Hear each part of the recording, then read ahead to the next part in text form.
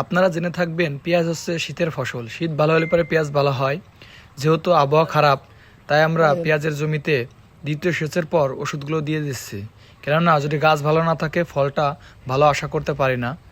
যেহেতু আবহাওয়া খুবই খারাপ যাচ্ছে, সত্য হওয়ার মতো অবস্থা আমাদের ফরিদপুরে এদিকে, তাই আমরা জমিতে স্প্রে করব।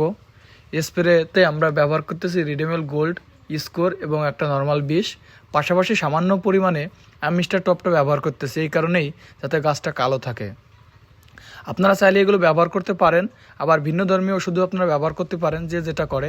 আমরা এই স্কোরটা দিয়ে দিচ্ছি 16 লিটার পানিতে 16 মিলি করে, পাশাপাশি 16 লিটারের ড্রামে 80 গ্রাম করে দিচ্ছি রেডিমেল গোল্ড, পাশাপাশি স্কোরটা দিচ্ছি, আর দিচ্ছে হচ্ছে অ্যামিস্টার টপ পরিমাণ মতো, মোটামুটি যেভাবে ব্যবহার করা যায় এভাবেই। আপনারা পেঁয়াজের বেশি বেশি যত্ন নিন। আবার আমাদের দেশে যদি এবছর পেঁয়াজ খুব ভালো হয়, ইনশাল্লাহ বিদেশ থেকে আমদানি করা লাগবে না। আমি এই পেজে কৃষি ক্ষেতখামার নিয়ে ভিডিও তৈরি করি, গরুর ফার্ম ইত্যাদি। আর পাশাপাশি এসব ভিডিও দেখতে চাইলে পরে আমার এই পেজে ফলো দেবেন এবং আমার পাশে থাকবেন।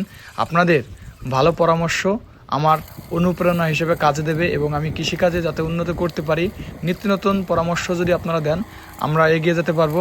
ধন্যবাদ সকলকে, সবাই আমার এই পেজের সাথে থাকবেন।